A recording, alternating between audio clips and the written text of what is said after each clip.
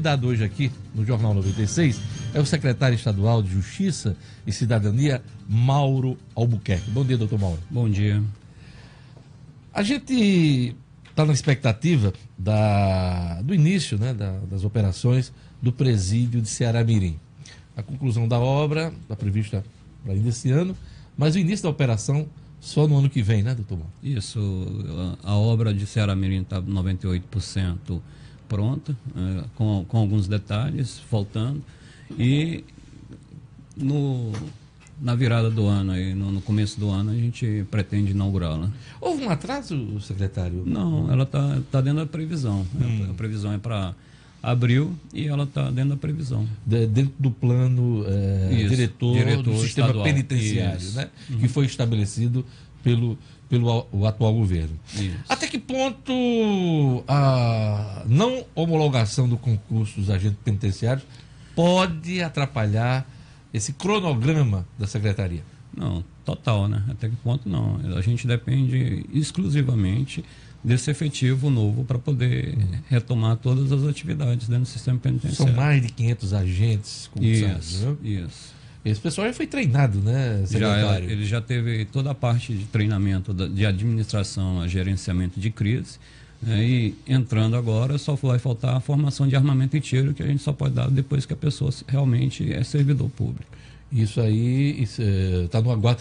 A notícia que nós temos é que o Ministério Público pediu a homologação do concurso dos agentes penitenciários.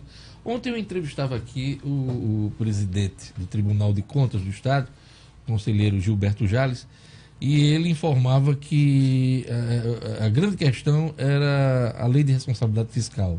Se esses novos servidores teriam a garantia do recebimento de seus salários num quadro hoje da folha de servidores, onde tem esse parcelamento, esses atrasos todos. O governo do Estado que ainda continua pagando a folha de outubro.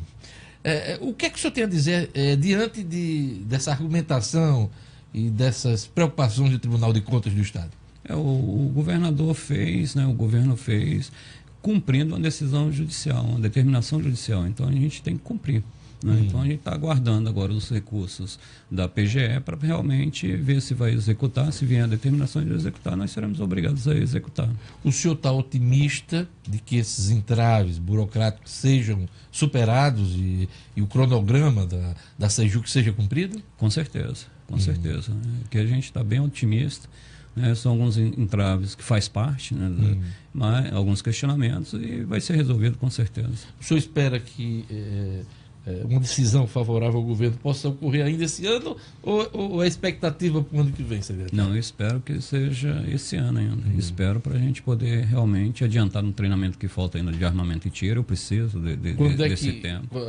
Quando é que está previsto esse treinamento de Não, tiro? assim que tomar posse, né? Assim que tomar posse, a gente está esperando a compra da munição, nós já estamos com autorização do Exército, então só vai faltar a empresa entregar para a gente. A nomeação estava prevista para novembro ou dezembro desse ano? A previsão, né, do governo, né, o governador queria nomear agora em dezembro, né, então estamos aguardando aí ver qual o atraso que vai ter, dependendo da situação, mas está tudo caminhando para essa situação.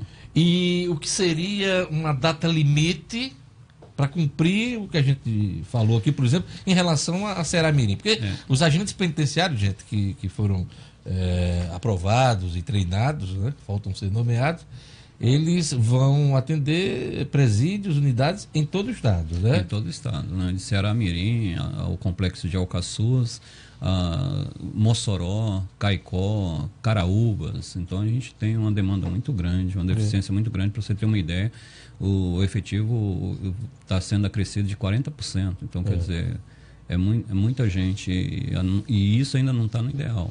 Mas, quer dizer, vai dar um refresco para a gente nessa situação. Qual é o quadro hoje de agentes penitenciários do Estado?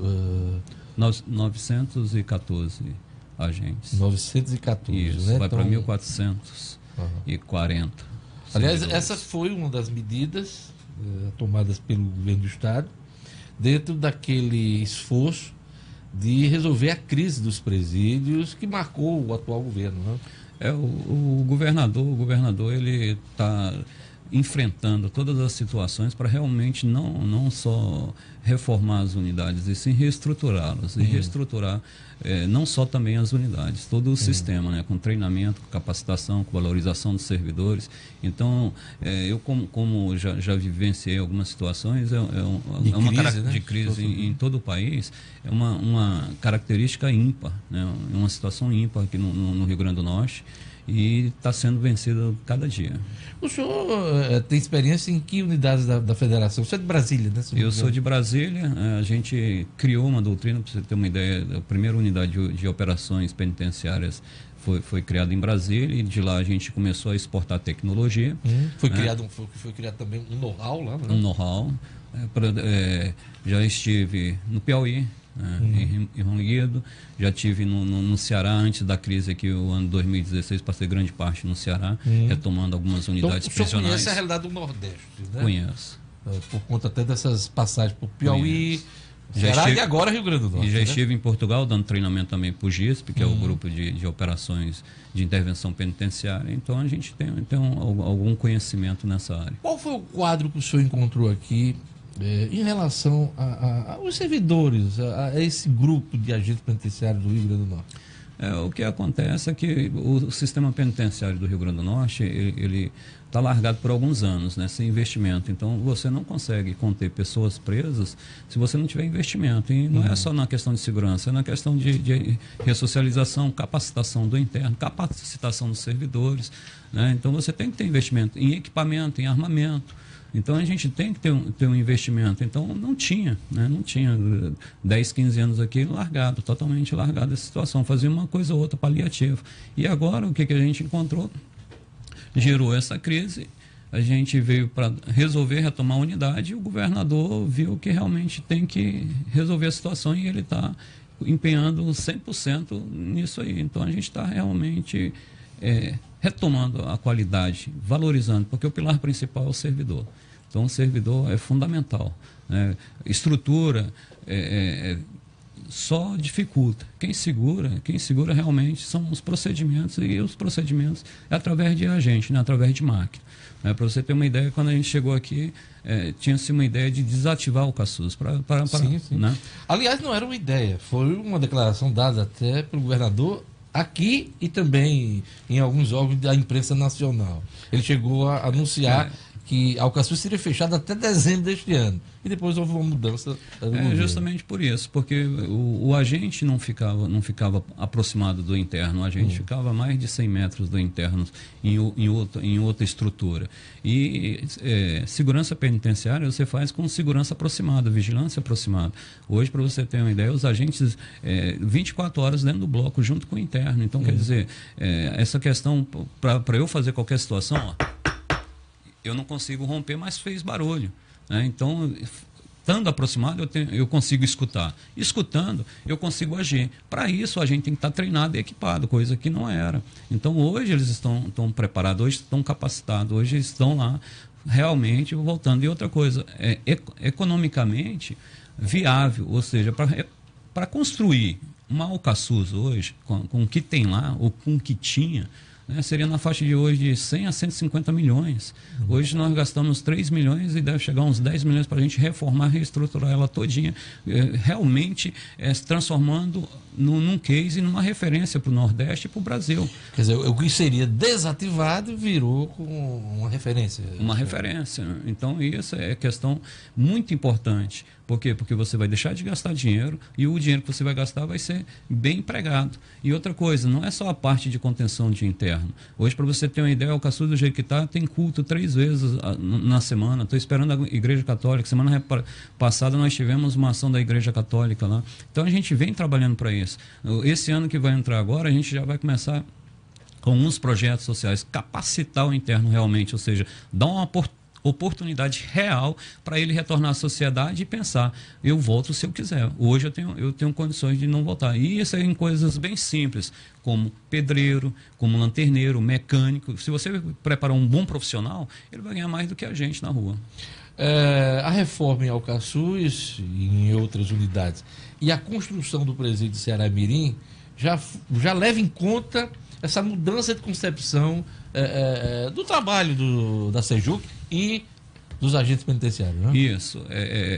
Dentro de um procedimento, dentro de treinamento, dentro de uma doutrina, o que acontece? Ceará Mirim é uma estrutura assim que ela já está dentro de um projeto totalmente humanizado. Para você ter uma ideia, de dentro da ala, na saída da ala já tem uma sala de aula. Na outra, na saída de aula da ala, já tem uma oficina. Então, isso é o que? Você vai colocar o preso para trabalhar, você vai colocar o preso para estudar, e isso você já começa a prepará-lo para poder voltar para a sociedade. Do ponto de vista da estrutura física de Ceará Mirim, o que é que o senhor destacaria de mudança para que a gente não acompanhe no noticiário essa sucessão de tentativas de fugas e até de fugas dos presos? A questão de procedimentos, né? A questão de procedimentos, né? A questão da estrutura em si é contato zero com a gente, ou seja, melhora a segurança. Com poucos agentes eu consigo segurar a quantidade que seja de interno com total segurança. A questão de eu ter vários ambientes para poder movimentar o interno, e isso melhora a qualidade de vida do interno. O pátio de visitação é totalmente diferente do pátio do banho de sol, então isso vai melhorar bastante. A gente está preparando um espaço kids, ou seja, onde você vai trazer a criança, o dia de visita de criança você vai trazê-la, vai colocar dentro de um ambiente que não pareça com uma cadeia. Quer dizer, humanizando mais. Humanizando e tentando desconstruir aquela ideia de uma criança chegar dentro de uma unidade prisional e achar que tudo que ela está vendo ali é normal. Ou seja, cadeia é natural, e isso é muito ruim para uma formação de uma criança, de um adolescente. Então, com isso, a gente vai mudando essa expectativa. E isso você vai mudando, humanizando e dando melhor assistência ao interno, dando assistência aos familiares, tudo dentro de uma doutrina, tudo dentro de disciplina. Além de Ceará Mirim, cuja conclusão deve ocorrer até o final do ano, inauguração até abril do ano que vem, das operações, o que é que está previsto do ponto de vista das unidades prisionais do Rio Grande do Norte? Tem Afonso Bezerra, que o projeto, a licitação está em andamento. Com certeza a gente vai até o meio do ano, o ano que vem, a gente consiga concluir, né, mais uma obra com isso, e com isso vai distensionar. Nós fechamos também. Lá é uma unidade, só são duas. Está prevista duas unidades. Duas unidades, né? Capacidade para quantos presos? 604 presos para cada uma. Dá 1.200 vagas 1.200 lá. vagas. E aqui em Ceará Mirim? A Ceará Mirim, 604 vagas também. Então, quase 2.000 vagas. Quase 2.000 vagas. E isso o senhor espera amenizar aqui o nosso déficit de vagas no estado, se eu não me engano, gira em torno de 4.000. Isso, né? vai diminuir, né? Vai diminuir. Por quê? Porque a população carcerária cresce muito. Né? Então vai diminuir. Então é uma conta que não fecha. E não vai fechar em lugar nenhum do Brasil, porque realmente é muito evolutiva essa situação. A gente está tentando distensionar, está tentando mostrar, por exemplo, para você ter uma ideia, nós fechamos 9 CDPs, porque não eram unidades prisionais, ou seja, não era lugar para colocar um apenado, era uma adaptação mal feita. O que acontece? Estava no centro da cidade, qualquer crise que tivesse ali colocava a população toda em risco. Sim. Então a gente tem diminuído bastante essa situação. E eu tenho colocado 9 CDPs, quantos presos foram transferidos? Na faixa de 900. Quase 1.000 presos. Quase 1.000 presos. Né? Estavam 1.000 presos espalhados aí no meio da cidade, colocando a população em risco, numa fuga, sair, abordar um cidadão para tomar um carro. Então é bem complicado. Então não tinha estrutura, aumentava as possibilidades de fuga, porque parede de tijolo não segura preso, né? Não tinha um perímetro externo de segurança, ou seja, não tinha guarita, não tinha nada.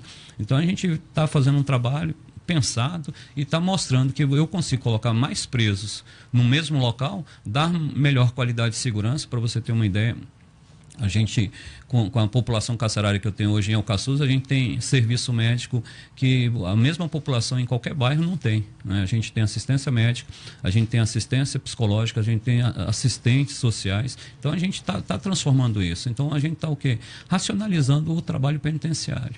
É isso aí, esse trabalho está dando resultado porque estancou aquela sequência de crises envolvendo aí o sistema prisional. E por último, eu queria saber do senhor como é que está a questão das facções hoje e essa distribuição dos grupos aqui no sistema prisional do Rio Grande do Norte, doutor Mauro? Eu não reconheço facções. Isso não quer dizer que elas não existam ou não tenham grupos criminosos. Eu não reconheço facção, ou seja, o Estado não negocia com facção, o Estado não admite facção, o Estado não empodera facção, muito pelo contrário, o Estado combate facção. Eu pergunto isso porque em algum momento dessa discussão toda e da crise, se falou não, esse presídio fica com facção A, o presídio tal fica com a facção B. E se falou isso até como forma de solucionar a crise. Isso é um ledo engano. Você dá regiões para preso, dá estruturas públicas para preso. Agora só do empoderamento. É empoderamento. Você está empoderando, você está escravizando os outros internos que ali entrarão, porque a facção nada mais faz do que escravizar os internos. Eles são obrigados pela força, não é por ideologia. Ideologia é só desculpa. Eles estão obrigando e escravizando os internos, estão escravizando essas crianças que estão crescendo nessas unidades. Por quê? Nessas cidades. Por quê? Porque é através da força.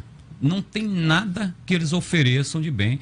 Alguns presos, depois que a gente retomou o Caçuz, ele falou e colocou dentro da cela, trancado, que eles não estavam trancados, falou: agora eu estou livre. Agora eu estou livre, que eu posso dormir, que eu posso me alimentar, que minha família não é extorquida, que a minha família não é estuprada, né? E muitas das facções são estupradores. Porque ele fala que cobra a dívida do outro com parentes, usando parente para sexo, na desculpa de pagar a dívida. Isso é estupro. Então a gente conseguiu estancar toda essa força dele. Hoje para você ter uma ideia, o Caçuz não tem um celular provado eletronicamente. Então hoje a gente está na fase de descapitalização das facções. É por isso que eles usam vários argumentos, que estão oprimidos, que estão isso, estão aquilo, para ver se volta o poder deles. Não vão voltar, o Estado não negocia. Então a gente está trabalhando em cima disso. Faltam 2 unidades para fechar, nós estamos fechando, que é a cadeia pública de Natal. Não tinha grade, nós estamos colocando grade essa semana lá. E a cadeia de Caicó também estamos colocando. Então a gente está combatendo, a gente não cede nem 1 milímetro, a gente não reconhece. Quem manda é o Estado. O preso é uma pessoa que está cumprindo pena dentro do sistema penitenciário e está sob a tutela do Estado. E é responsabilidade do Estado e a gente vai continuar fazendo esse trabalho. São 35 unidades? Não, diminuíram 9. Diminuíram 9. por conta dos CDPs, dos CDPs. Então temos aí o quê? 26 unidades prisionais aqui no Rio Grande do Norte. Quanto foi investido esse ano, depois da crise de janeiro? O senhor tem esse número? De maneira geral. A gente está na faixa, hoje aí está na faixa que a gente tinha 44 milhões do fundo, a gente está desenvolvendo, porque tem algumas burocracias, atrapalha um pouquinho, mas a gente está trabalhando. Hoje, por exemplo, a gente já está recebendo armamento, já comprei colete, estou comprando viaturas, reforma de 3 milhões em Alcaçuz, e mais a construção de Afonso Bezerra com esse dinheiro. Então, mais de 40 milhões a gente está investindo no sistema penitenciário. Eu queria agradecer. Com dinheiro federal.